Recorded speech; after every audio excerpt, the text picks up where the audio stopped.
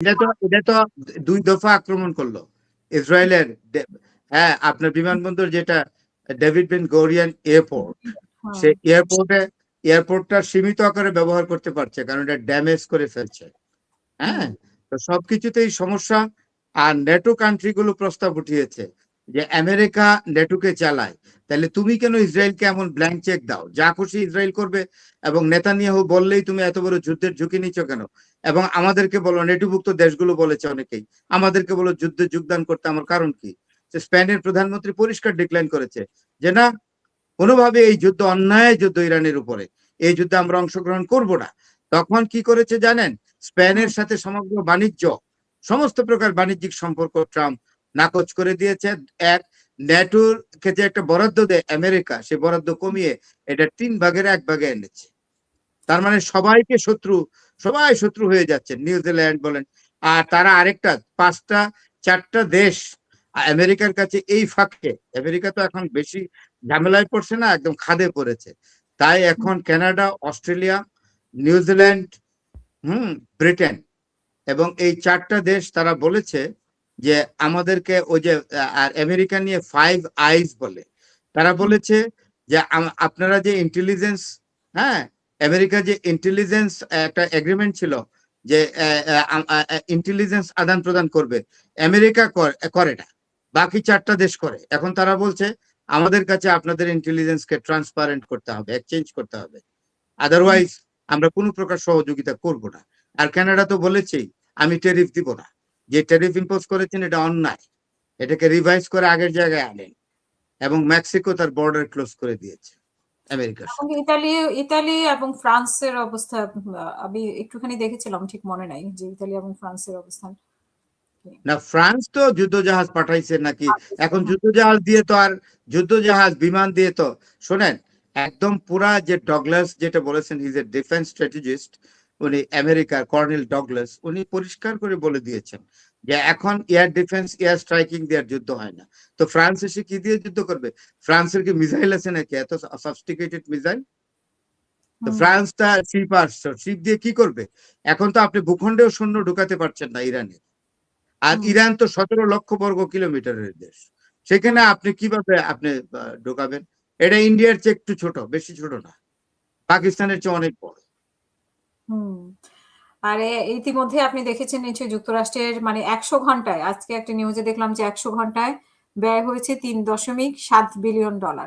তো ওরা কিভাবে হ্যাঁ, না না না না, বেশি বেশি, আপনি কি বলেন? 100 ঘন্টায়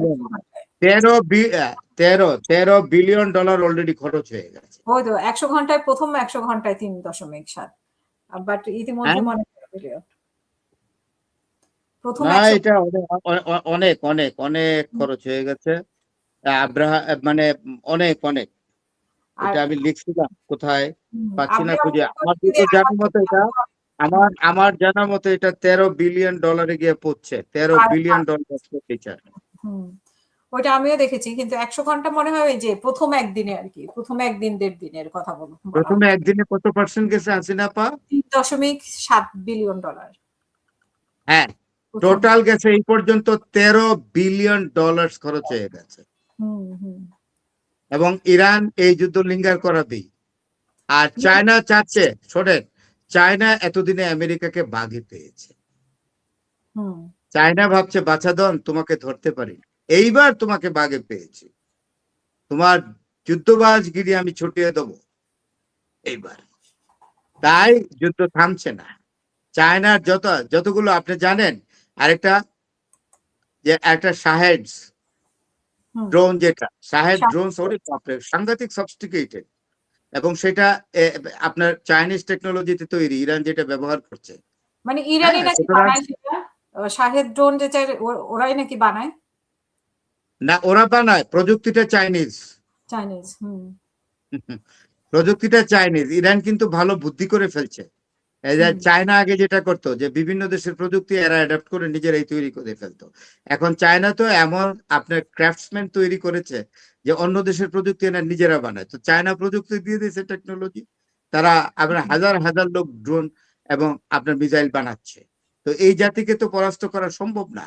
আপনি কি ওইটা শুনেছেন যে আপনার এই যে প্রফেসর জিয়ান যে মন্তব্য করেছেন না, তিনটা হ্যাঁ, আপনার না, এটাতে বলি নাই, তিনটা না। প্রেডিকশন করেছেন জিয়ান। হুম, প্রফেসর জিয়ান একদম চাইনিজ প্রফেসর, থাকে ক্যানাডায়, হুম, অধ্যাপক ওইখানে, কম বয়সে।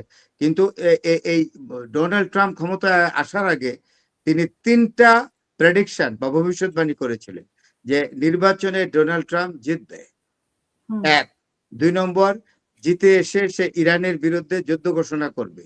এই যুদ্ধে আমেরিকা ইরানের হাতে, অর্থাৎ ডোনাল্ড ট্রাম্প ইরানের হাতে পরাজিত হবে।